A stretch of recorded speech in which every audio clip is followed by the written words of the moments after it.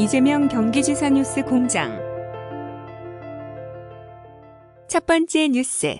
경기도는 아프리카 돼지 열병 확산 방지에 총력을 기울이고자 오는 29일부터 31일까지 수원 컨벤션 센터에서 열릴 예정이었던 제7회 대한민국 자치박람회 취소를 행정안전부에 건의했다고 8일 밝혔다.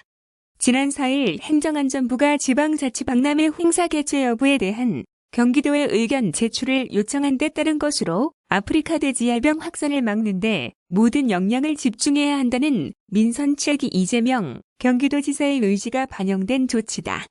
도는 도내에서 발생한 아프리카 돼지 열병 우려가 여전히 남아있는 상황에서 전국 수십만 명의 국민이 참가하는 박람회 행사를 진행할 경우 자칫 아프리카 돼지 열병이 전국으로 확산될 가능성이 있다는 판단하에 박람회를 취소하는 쪽으로 입장을 정리했다고 설명했다. 도는 주민과 가축의 이동 최소화 및 방역 강화를 위해 제2회 경기도민이날 행사, 제10회 세계도자 비엔날레 등 도내 주요 행사 290여 건을 취소 또는 연기, 축소한 바 있다. 도는 아프리카 돼지 열병 진행 상황에 따라 앞으로 열릴 예정인 행사의 취소 및 연기 등을 추가 검토할 계획이다. 도 박람회 추진단 관계자는 수도권에서 최초로 열리는 제7회 대한민국 지방자치박람회를 경기도의 어제와 오늘, 미래를 반영하고 전국 모든 세대의 국민이 한데 어우러지는 성공적인 대회로 만들기 위해 준비에 최선을 다해왔는데 어쩔 수 없이 취소하는 상황을 맞게 돼 아쉽다라며 전국가적으로 아프리카 돼지 열병 확산 방지를 위해 노력하고 있는 만큼 하루빨리 종식되기를 바란다고 말했다. 한편 대한민국 지방자치박람회는 10월 29일 지방자치의 날을 기념해 매년 시도를 순회하며 열리는 행사로 올해 처음으로 경기도에서 열릴 예정이었다. 다음은 스마트 모빌리티 관련 뉴스입니다. 전국 최초로 경기도 내 지하철 역사의 미래형 이동수단인 스마트 모빌리티의 보관이 가능한 다목적 보관함이 설치된다. 경기도는 오는 2020년 상반기에 개통 예정을 목표로 도에서 건설 중인 하남선 복선 전철 미사역 내에 스마트 모빌리티 등이 보관 가능한 다목적 보관함을 설치한다고 8일 밝혔다. 스마트 모빌리티란 전동 킥보드, 전동 휠 등과 같이 전기를 동력으로 하는 1인용 이동수단을 말한다. 특히 한국교통연구원에 따르면 스마트 모빌리티의 보급량은 2016년 6만 대에서 오는 2022년까지 20만 대까지 늘어날 것으로 전망돼 이에 대한 인프라 확충 등 정책적 제도적 뒷받침이 필요한 상황이다. 도는 이처럼 빠르게 변화하는 교통수단 패러다임에 대비 도민들의 교통이용 편의를 증진하고자 이번 역사는 다목적 보관함 설치를 추진하게 된 것으로 지자체 차원에서는 경기도가 전국에서 처음이다. 다목적 보관함은 미사역 환승센터나 자전거 주차장 2곳에 설치될 예정이다. 다목적 보관함은 스마트 모빌리티를 충분히 보관할 수 있는 중대형 크기의 공간 68개, 개인 보호장비 및 일반 물품이 보관 가능한 소형 크기의 공간 76개 등 총 144개의 공간으로 구성된다. 도는 미사역 다목적 보관함 시범 설치를 시작으로 향후 이용률 및 수요자 요구사항 등을 추가 검토, 반영해 경기도가 건설 중인 다른 철도역에까지 사업을 점차 확대해 나갈 예정이다. 홍지선 경기도 철도항만물류국장은 이번 사업은 도민들에게 빠르게 확산되고 있는 스마트 모빌리티 수요에 선제적으로 대응하기 위해 마련됐다라며 변화하는 교통 환경에 맞는 서비스를 도민들에게 제공할 수 있도록 지속적으로 고민해 나가겠다고 밝혔다. 다음은 재난사고 긴급안전점검 매뉴얼 관련 뉴스입니다. 경기도는 재난사고가 발생한 건설 공사장 내에서 추가로 발생할 수 있는 추락, 낙하, 전도, 붕괴 등과 같은 재난사고를 사전 예방하고자 재난사고 긴급안전점검 매뉴얼을 제작, 본격 활용해 나갈 계획이라고 8일 밝혔다. 이번 매뉴얼은 재난 및 사고 조사에 대한 객관적이고 표준화된 절차를 제시함으로써 보다 정확하고 신속한 긴급안전 점검을 실시하고자 마련됐다. 매뉴얼 준수를 통해 사고의 주요 원인인 안전관리 부주의, 관리 소홀, 행정 절차 미이행 등을 사전 차단함으로써 매년 발생하고 있는 재난사고를 예방한다는 구상이다. 매뉴얼은 사전 준비, 안전점검 및 재난조사, 결과 보고 등 크게 3단계를 중심으로 상황 파악, 안전점검 및 조사 준비, 긴급안전점검 공무원, 증표, 참석자 확인 및 현황 설명 청취, 안전점검 실시 및 토론, 보고서 작성, 보고 및 후속 조치 이행 등 현장에서 실시해야 하는 7단계의 세부 추진 사항으로 구성됐다.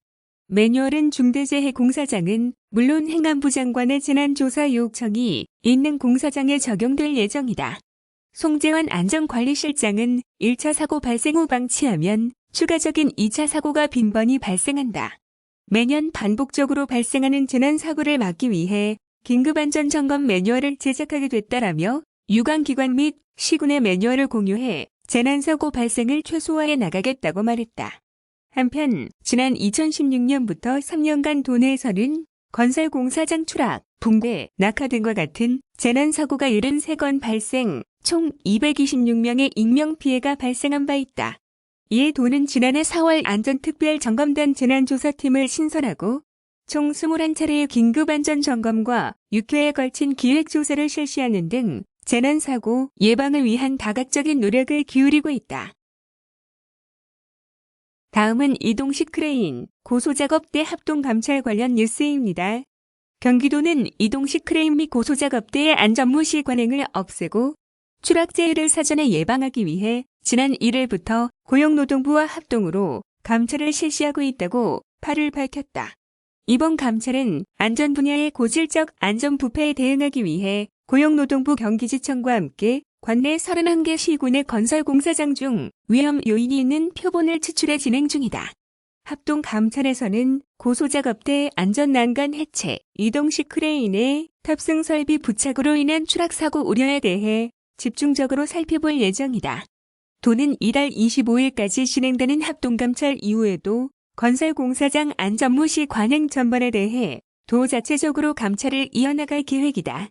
한대희 경기도 안전특별점검단장은 고소장비 관련한 사고는 최소한의 규정만 준수해도 충분히 막을 수 있는데도 추락사고로 인한 인명피해가 계속하여 발생하고 있어 안타깝다며 유사한 사례가 재발되지 않도록 사전 홍보와 감찰을 병행할 계획이라고 말했다. 한편 경기도 집계에 따르면 도내 이동식 크레인과 고소작업대 관련 사고는 2014년 이후 192건이며 사망자는 42명이다. 다음은 최고의 경기 북부 소방 안전강사 관련 뉴스입니다. 가평소방서 소속 내신의 소방사가 올해 최우수 경기 북부 소방 안전강사의 영예를 안았다. 경기도 북부 소방재난본부는 지난 7일 오후 양주소방서 대회의실에서 제2회 경기 북부 소방 안전강사 경진대회를 개최했다. 이번 경기 북부 소방 안전강사 경진대회는 우수 소방 안전강사를 발굴하고 육성하기 위해 열린 행사로 경기 북부 소방관서 대표 소방 안전강사 11명이 참가해 열띤 경연을 펼쳤다. 이날 대회에 참가한 소방 안전강사들은 심폐소생술, 물놀이 안전수칙 등 소방 안전교육 표준교재에서 다루는 내용을 중심으로 15분간 발표했다. 공정한 심사를 위해 소방 및 교육 분야 전문가 3명으로 구성된 심사위원단이 심사를 진행했으며 관련 지식 숙지 정도, 강의 기술, 예절 및 태도, 청중 이해도, 몰입도 등을 종합적으로 평가했다. 열띤 경연 끝에 최우수상의 영예는 물놀이 안전수칙을 주제로 발표한 가평소방서 이신의 소방서가 차지했다. 우수상은 구리소방서 최복유 소방사, 장려상은 파주소방서 김성한 소방장이 수상했다. 이번 대회 수상자에게는 도지사상 및 인사과정 등 다양한 혜택이 주어지며 최우수 수상자는 전국대회 출전 자격이 주어질 예정이다. 경기도 북부 소방재난본부 관계자는 이번 대회를 통해 소방 안전교육에 관심을 제고하고 전문성을 갖춘 안전강사를 발굴해 올바른 안전문화가 정착될 수 있도록 노력할 것이라고 말했다. 다음은 5060 일자리 사업 관련 뉴스입니다. 경기도가 올해부터 도내 5060 세대를 고용한 기업들을 대상으로 고용장려금을 지원, 중장년 계층의 안정적 일자리를 창출하는 내용의 5060 일자리 사업을 추진한다.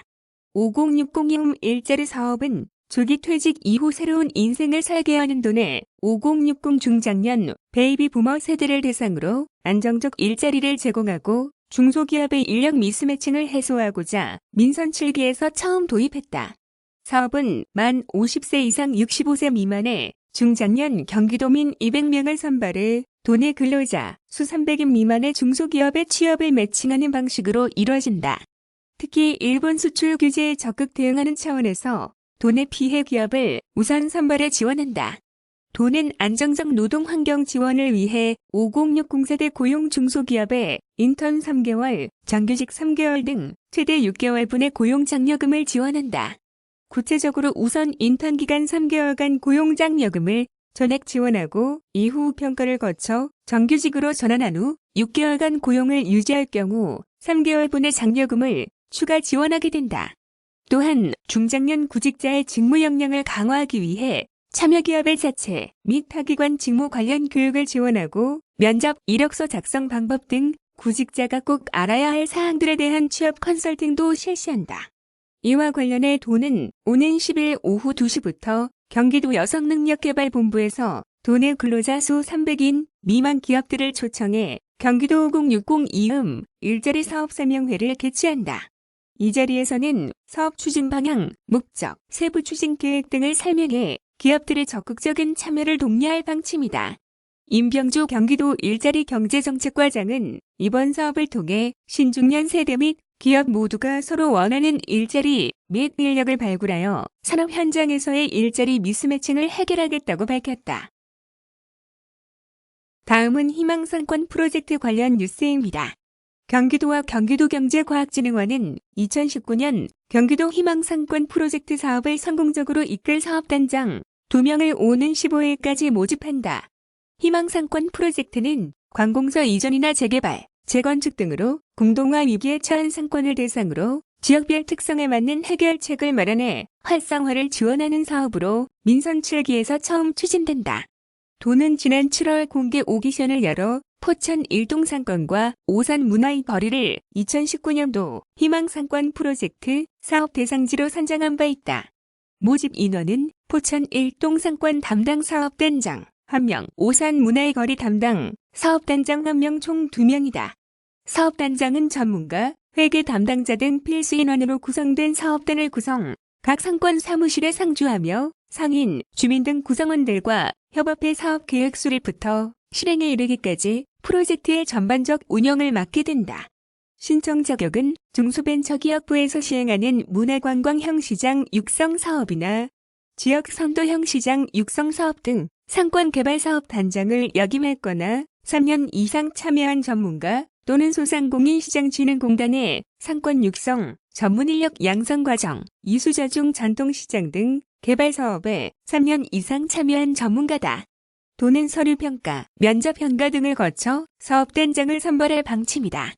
중점 고려사항은 사업 수행 능력, 사업 수행 경험, 소통 능력, 태도 등이다. 사업단장, 사업단원의 급여는 중소벤처기업부 희망사업, 프로젝트, 용역비 지급 기준에 준해 지급하되 협의해 정할 방침이다. 사업기간은 올해 11월부터 내년 10월까지 약 1년간이다. 신청은 경기도경제과학진흥원 홈페이지나 이지비주 홈페이지에서 신청서를 내려받아 작성한 뒤 관련 서류를 오는 10월 15일까지 이메일 또는 방문 제출하면 된다.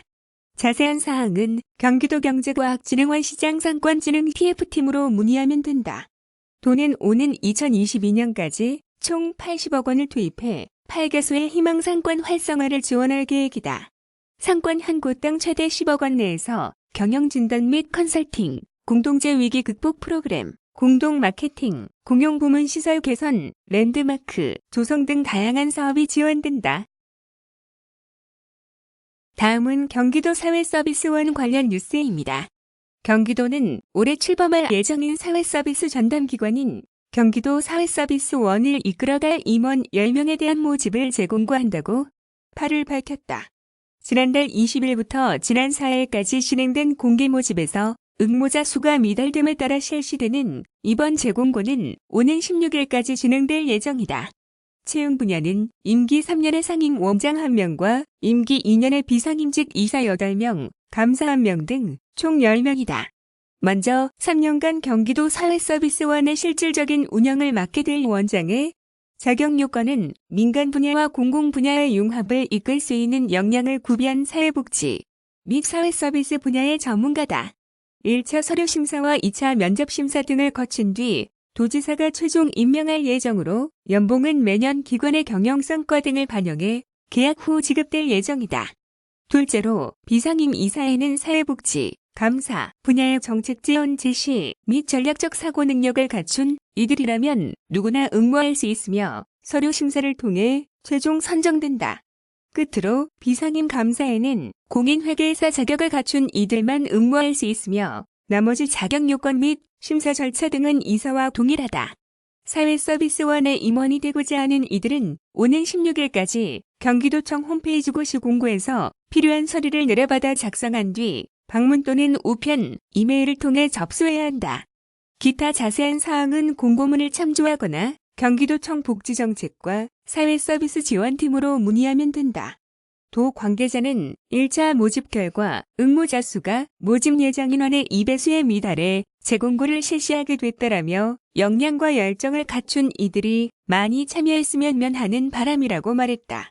한편 경기도 사회서비스원은 갈수록 증가하고 있는 아동 및 노인 돌봄 등의 수요에 발맞추고자 설립되는 사회서비스 전담기관으로 도내 사회복지 종사자의 고용 안정화를 통한 사회서비스 재고, 민간 사회복지시설 지원을 통한 시설의 역량 강화, 체계적인 생애 돌봄 서비스 제공 등의 역할을 수행하게 될 예정이다.